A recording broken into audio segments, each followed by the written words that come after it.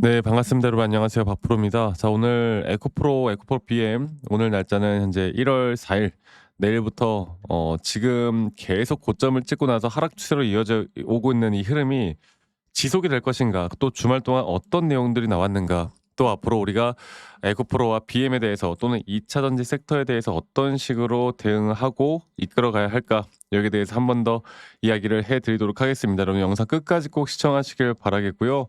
그리고 구독과 좋아요 한 번씩만 눌러주시면 감사하겠습니다. 구독, 좋아요 눌러주시면 우리 시청자분들 앞으로 더더더 좋은 일들 가득할 거라고 저는 봅니다. 네, 구독과 좋아요 한 번씩만 눌러주시고, 자, 주말간 이 테슬라 4분기 인도량이 또 16% 감소했다는 내용이 나왔습니다.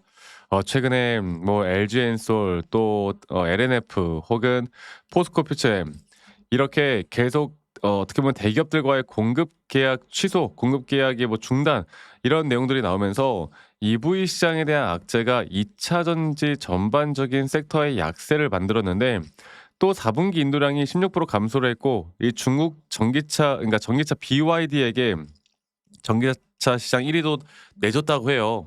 그래서 야, 이거 또 더 떨어지는 거 아닐까? 그리고 또 주말간 트럼프 대통령이 또 베네수엘라를 공습했다는 내용이 나왔잖아요. 야, 이거 시장 난리 나는 거 아닐까? 이렇게 고민이 많을 텐데, 제가 한 번 더 이야기를 해 드리고 싶은 건 16% 인도량이 감소를 했지만요.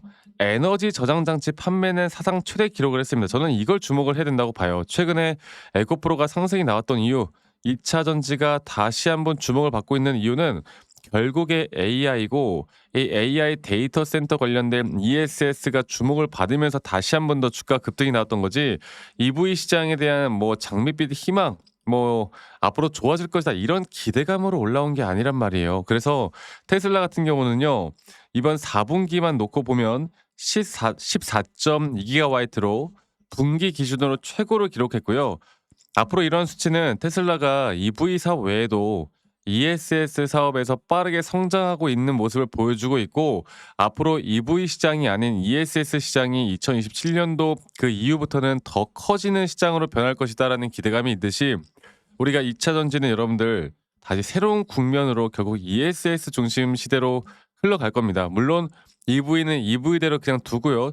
추가적인 ESS라는 파이프라인으로 저는 절대 이 배터리에 대한 파이가 뭐 줄어들 것이다 이렇게 생각하지 않아요. 그리고 에코프로와 BM도 마찬가지로 양극재, 음극재 다 충분히 ESS 현재 시대로 접어들면서 수혜를 받을 수밖에 없는 종목이라고 보고 있기 때문에, 우리가 절대, 저는 어느 정도 단기적인 조정을 주고 있는 건 맞지만 우리가 기술적으로도 확실히 다시 한번 메이저 수급들이 입 벌리고 있을 만한 자리가 저는 분명히 있다고 봅니다. 그리고 미국 베네수엘라 공습에 대한 이야기가 나왔잖아요. 그래서 이 베네수엘라가 전 세계 원유 보유량 1위 국가 아닙니까? 그런데 사실 이 나라가 보유량은 1위긴 한데 그 제재, 국제 제재 때문에 이거를 뭐 생산하거나 수출하지 못하는 상태였어요. 그래서 미국이 베네수엘라를 공습했다고 해서 뭐 이게 변할 것이냐, 뭐 원유 가격이 갑자기 급등할 것이냐 이렇게 보시면 안 됩니다.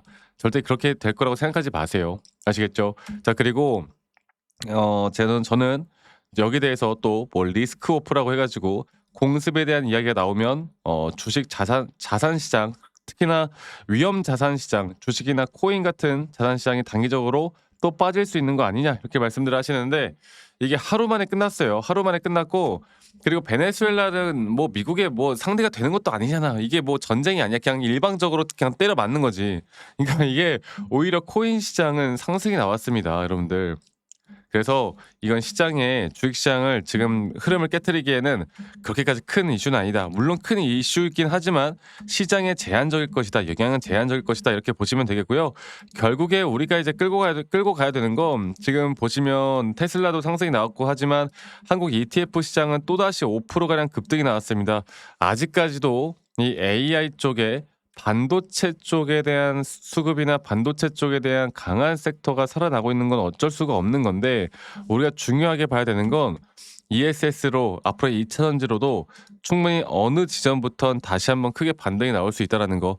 자, 에코프로 BM도 마찬가지겠죠. 이 두 종목은 뭐 앞으로 추세는 거의 똑같이 흘러갈 거니까 BM이 3%가량 더 크게 빠지는 모습이었는데, 결국에 우리가 시장에 대한 2차 전지 전반적인 시장에 대한 공부를 시작을 하고, 그리고 두 번째로 가장 중요한 건 이 차트적인 부분들에 대한 확실한 기준과 원칙을 우리가 어떻게 지켜나갈까가 가장 중요한 부분이다. 그래서 지금 이 차트를 좀 보면요.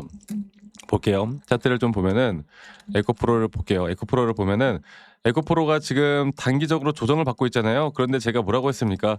이렇게 장기적인 추세에 따른 앞으로 단기적인 고점이 향해 가는 중이고 우린 장기 파동에 대한 고점, 3파 고점 단계가 우리에게 1차적인 목표 타점이고 지금 나오는 이 조정 단계는 다시 한번 이 짧은 마이너한 파동에서의 하나가 끝난 뒤에 또 여기서 현재 4파 조정 단계가 어디까지 떨어질지를 정확하게 판단하는 게 중요하고 이 4파 조정 단계라는 건 대략 0.38이 라인까지도 충분히 조금 더 하락할 수 있다는 지점까지도 제가 이야기해 드리는 만큼 다시 한번 확실하게 반등이 올 만한 자리는 여러분들 물론 테슬라 악재 더 빠질 수 있어요. 근데 더 이상 이제 빠지더라도 이제는 제한적일 것이다. 이렇게 보는 게 맞고요.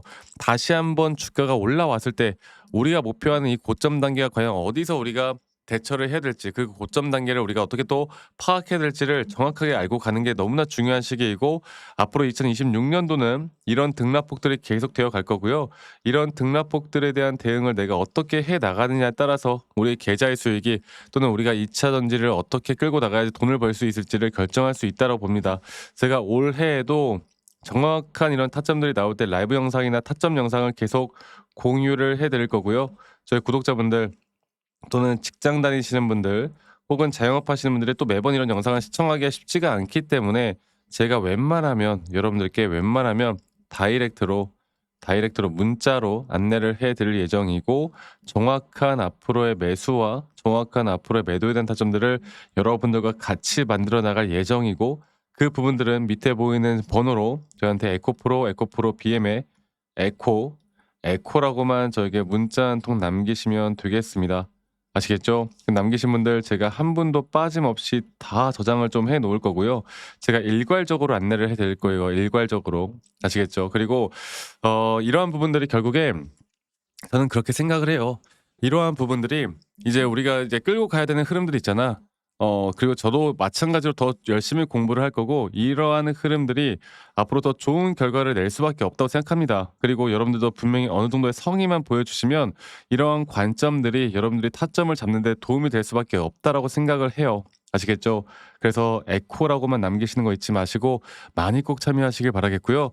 또 한 가지 이야기해 드리고 싶은 거 가끔씩 저한테 감사하다고 그 기프트콘이나 선물 같은 거 주시는 분들이 꽤나 있는데 제가 이런 걸 받을 수가 없습니다. 대신에 여러분들 구독, 좋아요 한 번씩만 눌러 주시는 거 잊지 마시고 이것만 여러분들 꼭 기억해 주시길 바라겠고 아니 너가 그렇게 타점을 잘 잡으면 너 혼자 하면 되는 거지 이런 걸 왜 공유하느냐 이렇게 말씀들 하시는데 여러분 저는 혼자 너무나 잘하고 있고요. 저는 미증시나 코인까지도 이런 시장을 공부하고 있고 이렇게 시장을 공부하다 보면 개별적인 종목에 대한 타점을 잡아 나가는 게 어렵지가 않습니다. 저도 이 주식 초보 시절에 정말 많은 우여곡절들이 있었고 남들 따라서 매수도 해 보고 남들 따라 매도도 해 보고 이렇게다가 정말 많은 손실도 보고 했는데 첫 번째로 제가 이런 것들을 반전시킬 수 있었던 건 시장을 공부했던 거, 두 번째로 이 차트에 대한 기준과 원칙을 지켜 나갔던 거 이게 저에게 가장 중요한 부분이었고 앞으로도 여러분들과 함께 할 거고 앞으로 이런 더 중요한 타점들을 내가 어떻게 잡아가야 할지에 대해서 계속 여러분들과 함께 이야기를 해 드릴 거니까 이 부분들 꼭 기억해 주시길 바라겠고요. 그리고 영상 말미에 제가 어떤 식으로 여러분들과 매수 타점과 매도 타점을 잡아 나가는지 또 앞으로 어떠한 종목들을 잡아 나갈 건지 여기에 대해서도 한 번 더 이야기를 해 드릴까 합니다. 여러분들 영상 끝까지 꼭 시청해 주시길 바라겠고 더 좋은 인사이트들 받아가시면서 좋은 결과 만들어 나가시길 바랄게요. 아시겠죠, 여러분들?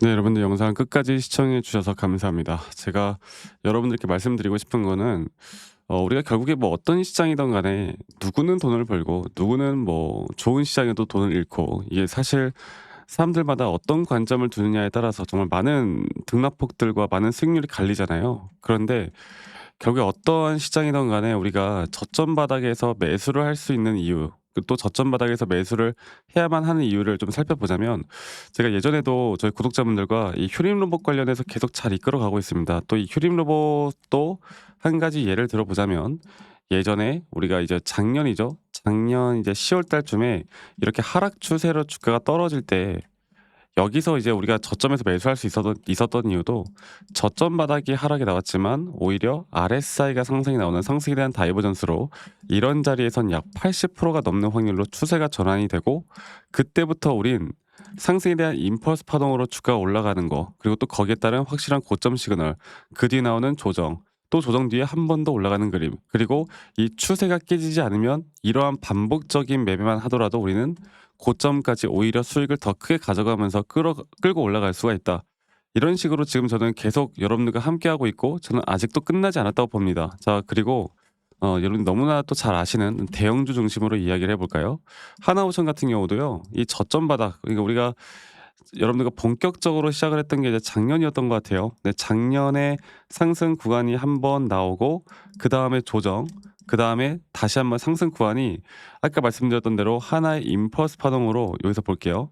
하나의 임펄스 파동으로 이런 식으로 하나의 임펄스 파동이 마무리가 되면서 우리가 이때 거의 한 80%나 70% 정도 물량을 정리를 한 뒤에 다시 한번 고점 대비 0.618까지의 저점 바닥을 확인을 하고 다시 한번 매수를 하고 또 그렇게 반복적으로 끌고 가면서 하나오션 같은 경우는 다시 한번 저는 앞으로 한 번 더 고점을 치고 올라가고 장기적으로는 더 올라갈 거라 보는데 이러한 대응들을 통해 여러분들과 같이 함께하고 있습니다. 네, 그래서 지금 여러분들이 어떤 종목을 들고 있던 간에 우리는 첫 번째로 제가 항상 말씀을 드리죠.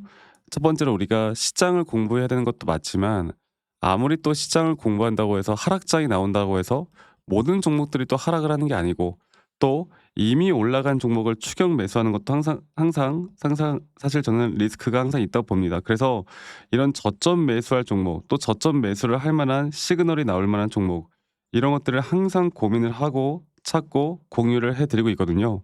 그래서 저는 지금 여러분들과 앞으로 이미 올라가서 여기서 대응해서 이거 먹자는 게 아니라 앞으로 우리가 진짜 저점 매수를 할 만한 또는 저점 매수를 할 만한 섹터들이나 그런 섹터들에 대한 상승이 앞으로 기대가 될 만한 종목들을 저점부터 다시 한번 잡아볼까 해요. 예를 들어서 하나는 힌트를 드리자면 저는 이 스테이블 코인 쪽도 지금 집중해서 좀 보고 있습니다. 스테이블 코인 쪽이 지금 계속 이 반도체 AI가 상승이 나올 때마다 스테이블 코인 쪽은 뭐 어떠한 지금 상승도 못 해주고 있거든. 그래서 이런 것들을 통해서 우리가 이제 어떻게 대응을 해야 될지가 정말 중요한 부분인데 앞으로 이 스테이블 코인 플러스 또 제가 보고 있는 섹터들이 꽤나 많아요. 그리고 이제 이런 저점 바닥에서 나올 만한 또 확실한 시그널들이 나오는 종목들을 저희 구독자분들 여기까지 시청해 주신 우리 구독자분들과 함께 같이 만들어 나갈 거니까 이러한 부분들이 좀 궁금하신 분들 앞으로 저와 함께 하고 싶으신 분들은 말씀드렸던 것처럼 종목명 말고도 이런 종목을 딱 받고 싶다라고 하시면 저한테 선물이라고 문자 한 통만 남기시면 되겠습니다. 네, 간단하게 선물이라고 남기시면 되겠고요. 뭐 이렇다 저렇다 이야기들 저는 굳이 하지 않아요. 그냥 어떠한 종목을 우리가 지금 어떤 구간에서 매수를 하고 기간을 얼마나 두고 우리가 좀 지켜보자. 그리고 앞으로 그런 종목에 대해서 확실한 고점 시도가 나올 때도 여러분들 남기신 분들 제가 다 같이 좀 공유를 하고 제가 대응들을 도움을 드릴 거니까 이런 부분들도 꼭 참고를 해보셨으면 좋겠습니다. 아시겠죠? 뭐 사람들이 말하는 뭐 매집주, 모순주, 무슨 주 이런 거 많잖아. 그런데 그런 거 말고 우리가 진짜 지금 당장 매수를 해야 되는 종목들을 제가 여러분들께 다 공유해 드릴 거니까 이 부분 꼭 참고하시고요. 오늘 하루도 수고하셨고 저는 다음에 항상 또 좋은 영상으로 인사드리도록 할게요. 많이들 꼭 참여하고 남겨주시길 바라겠습니다. 아시겠죠, 여러분들?